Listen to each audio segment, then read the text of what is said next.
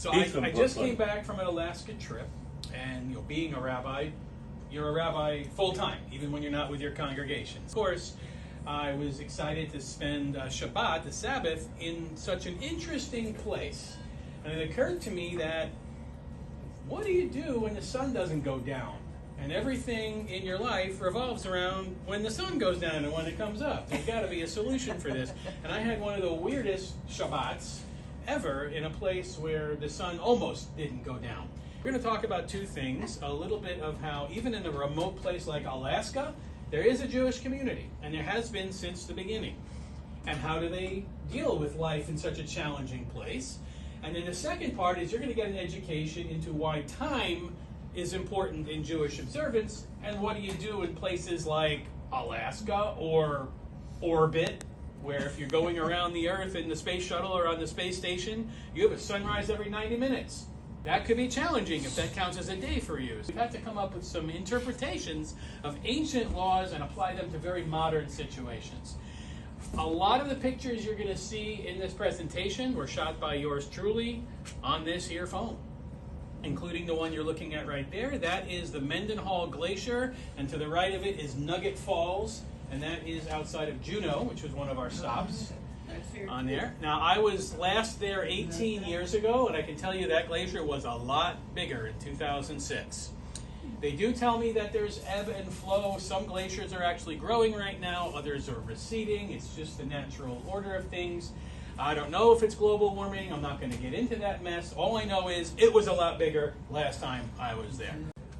Hi, everyone. Hello. There's a little waterfall that I shot at the Tracy Arm Fjord, which is where we got up close to a glacier, the South Sawyer Glacier.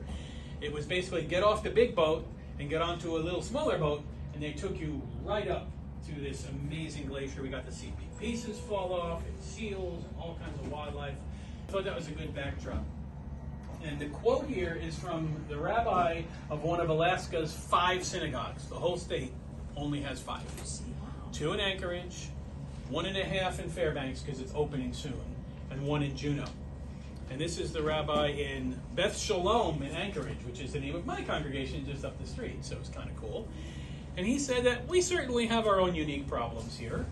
Starting Shabbat is a difficult venture when our sunsets are swinging from light most of the night to dark most of the day. Moose get into our Sukkot. We'll talk about that in a moment. And snowstorms and bears have prevented us from coming or leaving shul. That's a Yiddish word for synagogue. Could you imagine you go to your worship center and you can't leave because there's a moose in the way? That's Alaska for you. However, I believe that Judaism is beautiful here. This is not a place where Judaism just survives, but a place where Judaism thrives. We have our own special Alaskan way of being Jewish. There are about the same number of Jewish practitioners in the state of Alaska as there are in Brevard County. Think about that. We always like to think of ourselves as a little oasis here. We're not in a big city. There's a lot more Jews down South Florida. There's some in Orlando. There's some in Daytona. We've got this little pocket here. We always thought of ourselves as isolated, but this opened my eyes. They're spread out over the largest state in the union, and they're still making it work. So a little history. We have to go backwards before we go to the present. Alaska started out as colony of Russia. It belongs to Mother Russia and the Tsars. All right. So from about 1799-ish, you had some early settlers that came over from Russia, and a few Jewish people came when there was opportunity for business, some fur traders, etc. Some Americans from Seattle and San Francisco, which were established cities by then, would go up and trade with these people. They actually formed a company called the Russian-American Company. Think of it like the British East India Company. Their whole idea was to colonize and exploit the resources, and they founded a place called Novo-Archangельsk, which is New Archangel, and that becomes Sitka, which we know it as today. But Tsarist Russia was not the best place for my people. So there weren't a whole lot of Jews anxious to go live in a new Russian colony, so mostly it was itinerant traders, not really settlers. First permanent Jewish residents show up after Russia sells Alaska to the United States. Seward's folly. Yeah. They thought at the time this was a stupid move. It was several $1 million, which in the 1800s was a lot of money in today's world. But of course, they didn't know about oil and gold yet. That would come later. So meantime, 1867, Russia sells Alaska, it becomes U.S. territory, and immediately people start seeing opportunity in a new frontier, a new Wild West. But let's meet Saul. I love this story. He's a Polish immigrant who comes to the United States, and he lives in Shreveport, Louisiana, then he's in Oregon, and then he decides to head out for Alaska. We would call him in Yiddish today Meshuggah. It's crazy. Crazy. Right? Not a U.S. citizen yet. Moves to America, helps out his brother's store in Shreveport, decides he'd rather be in the Northwest, goes to Oregon, and somehow rises to colonel in the state militia, despite not being a citizen. But that wasn't good enough. So he's been in retail, he's been in the military, now he wants to go to the last frontier, and he leaves for Sitka in 1884. He doesn't stay in Sitka. He ends up in the small town of Haines, which is more interior. You know where Skagway is on a map? Haines is kind of around the corner of that fjord. And he decides to embark on a career as a notary public, a convention delegate, U.S. commissioner, writes a book, works in a cannery, becomes mayor of Haines, is a law clerk, a teacher, a trading post operator, postmaster, runs a general store, and was the judge.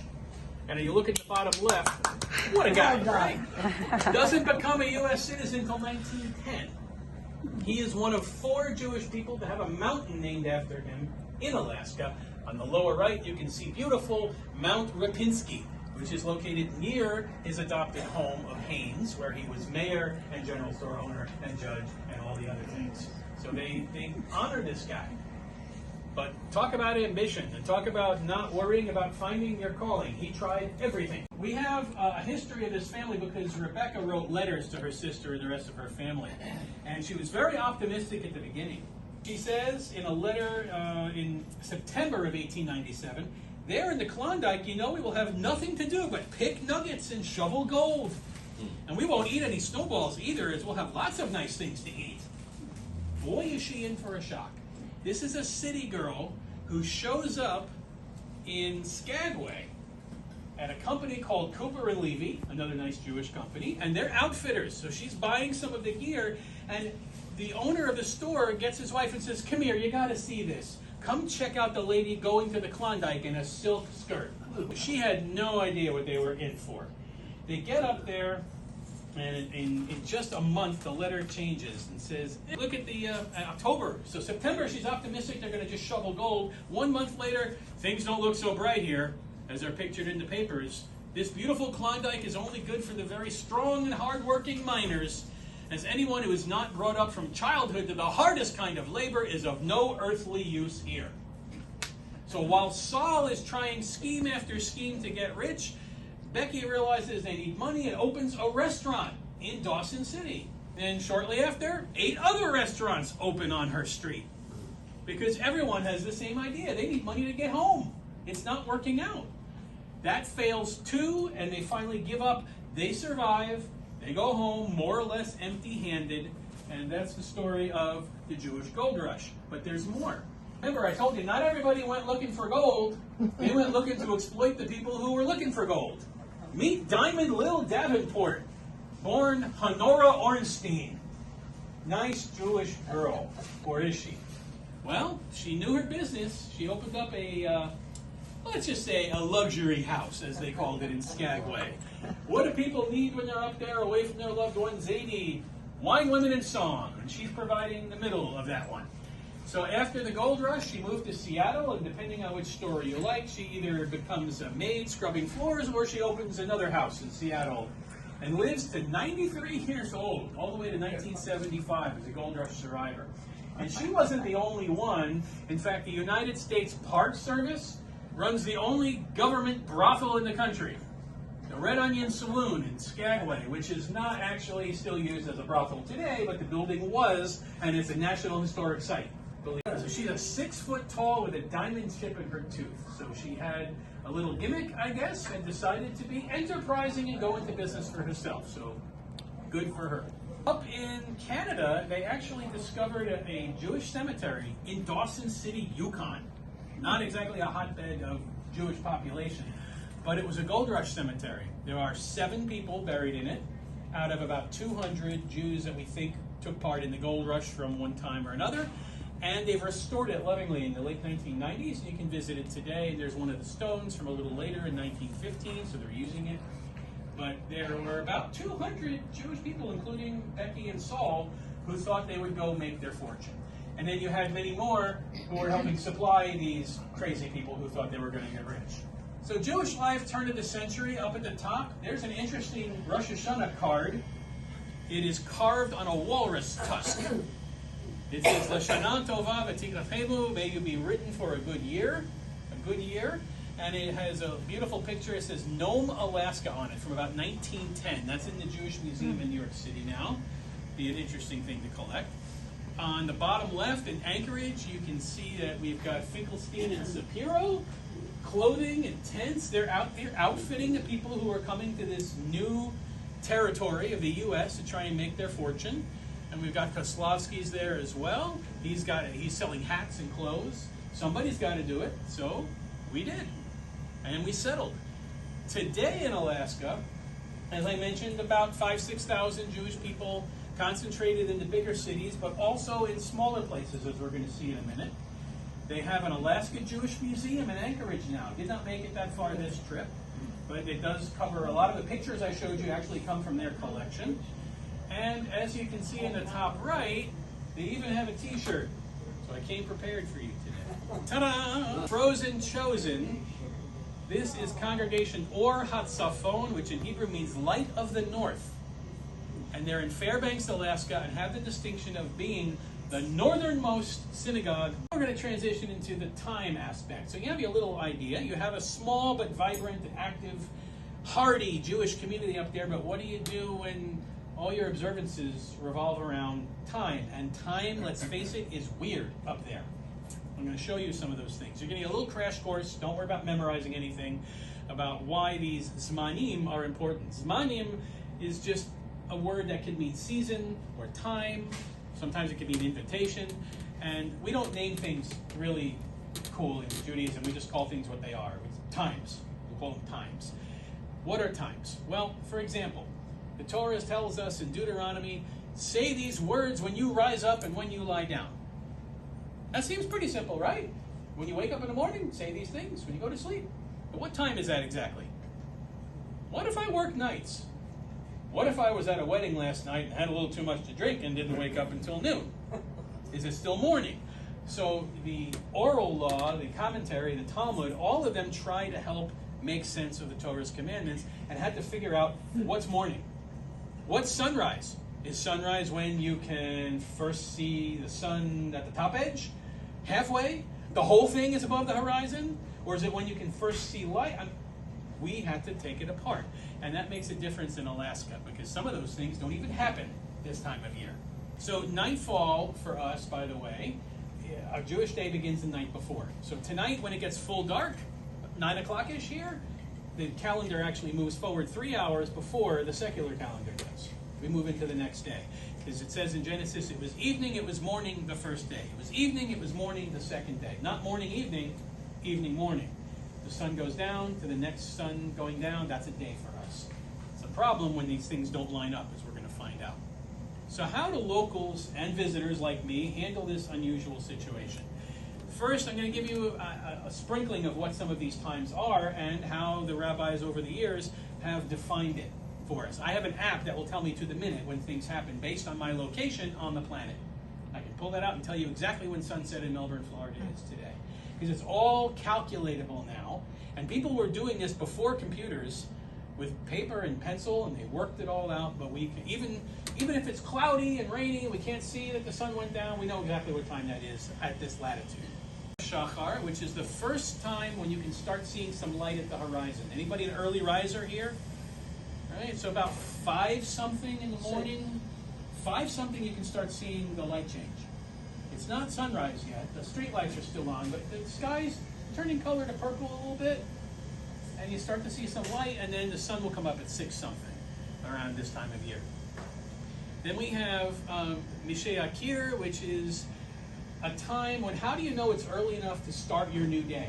We have 3 services a day, morning, afternoon, and evening. What's morning? How do we define morning? So the rabbis decided, well, how do you know if it's light enough? I got up early this morning. Tomorrow I've got to take my wife to the airport. I'm going to get up at 4 a.m. to do that. She's an early flight. Can I say morning prayers at that hour? The answer is no. The reason is you need to be able to differentiate a blue thread from a white thread at arm's length. If there's enough ambient light coming into your room that you can tell those two things apart, then it's a new day.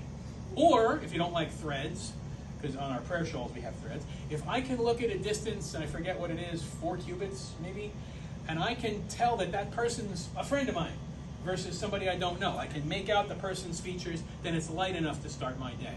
That's still before sunrise. It's still light enough before the sun has breached the horizon that you can start seeing to do things. And then we have sunrise itself. The edge, the top edge of the sun comes into view at sea level. That's considered actual sunrise. And then we figure out how to do the rest of our day based on that calculation. So if you take sunset and subtract sunrise, you'll get a number of hours. Last but not least, we have 2 things called chatzot, which again, we don't name things great in Hebrew. It just means half. So if I take that proportional hour, I take sunset minus sunrise, divide it by 12. When I hit 6 of those, I can call that midday. So midday to us is noon. Midday today is 1:28 p.m. as far as prayer times and things like that are. To calculate midnight, you just add 12 hours to that. So 1:28 in the morning would be the middle of the night. Different solutions. And depending on your community, you could adopt any or all of them. The first one is such a nice traditional Jewish answer. Don't go. You shouldn't go. It's not a place for a nice Jewish person to be. Stay home. Believe it or not, that comes from a rabbinic conversation in the 1800s where a rabbi in St. Petersburg, Russia, was going north of the Arctic Circle to some remote village and asked his colleagues, hey, what do I do? I'm going to be there over the Sabbath. The first answer was, don't go. Pick a different day, because that's messed up. The sun doesn't set. And they said, okay, that's not going to work. What if you end up there? Number 2 is go by where you left from. Yes. Your home, or your port of departure, or the nearest normal city with a Jewish population that observes the Sabbath and is below the Arctic Circle. And that's what that rabbi did. He kept St. Petersburg time for purposes of ritual. So he would do evening prayers even when it wasn't really evening where he was, because the sun was still up. But he knew back home at that time it was nighttime, so he kept by that. That's going to inform us in a little bit on another slide, by the way. Number 3, you could create your own day. 6 o'clock, well, we'll make 6 p.m. sunset and 6 a.m. sunrise, regardless of what the actual sun is actually doing. We just arbitrarily create one. That's not a super popular one. Number 4 is adjust and adapt. So if the sun doesn't go down, it has to get to a low point. There is going to be some calculatable position where it's the lowest it's going to get. Call that sunset for you. And that actually was used in 1994 in Barrow, Alaska, by a visiting rabbi. Barrow is the northernmost spot in the United States, right up on the Arctic Ocean, mostly an oil kind of town, and native folks there, not really a Jewish community, but there was a rabbi there, and that's what they did. The sun does not break the horizon in Barrow, so they just said wherever it's lowest, we'll call that sunset. Number 5, my favorite, the Sabbath begins at sunset even if they're months apart. That's your fault for going to such a crazy place. So when the sun comes up in May and doesn't set till September, you're in for a long day. That's a little bit too much Sabbath for any one person. Or, number 6, just have no Sabbath. You're not in a normal place which has normal time and normal days, so therefore there's no Shabbat. Not surprisingly, nobody likes that one. We got to have that day of rest every week. We can't wait 3 months for it. Number 7, here's an unusual one. Use whatever time it is in Jerusalem. We like to face that way when we pray. Why don't we see what time it is there? We'll use that. You know what the time difference is from Alaska to Jerusalem? It's almost 12. I mean, what is it? 4 hours behind us. We're 7 hours. Yeah, it's 11 hours. It's going to be a direct opposite. That would be just as messy, because whatever sunset is in Jerusalem is going to be middle of night for you, so you're going to have to get up and do these things at weird times. So nobody follows that one either. And number 8, doesn't really apply. This is you got deserted on an island somewhere. You washed up from a shipwreck. You have no idea what day it is or what time it is. So you start counting. You count 6 24-hour days. The 7th one is your Sabbath. That would work, except we know what day it is in Alaska. We're not completely lost. We even know what time it is. So this put us on the map, Jewishly speaking. Colonel Ilan Ramon, who did perish in the Columbia disaster, first Israeli astronaut ever, came to Brevard County and asked Rabbi Konnikov in Satellite Beach, he says, I'd like to do Shabbat in orbit. He wasn't a particularly religious guy, but he felt like the eyes of the world were on him, and he wanted to do something for the Jewish community to make Shabbat Kiddush in orbit. But when do I do that? Every 90 minutes. What do I do? And Rabbi Konnikov scratched his head and said, oh, what a question. I gotta call in the big guns. Jerusalem, we have a problem, he said. So they went back to that ruling from Russia, where the rabbi left from St. Petersburg, went someplace with crazy time, and he kept St. Petersburg time. And they said, that's your answer. You're leaving the earth from Brevard County, Florida, from Cape Canaveral. You keep that time. So that was not bad, because mission time is Houston. There's only 1 hour difference. So for purposes of the Sabbath, when we celebrated here in Melbourne, he celebrated in space, regardless of where he was over the earth at that time, because he was keeping time by where he left Earth from. And he actually did it. Here's a picture of him on the right with a little tiny cup of wine in orbit, and that was live streamed on Israeli TV. The Hebrew caption there says, L'chaim.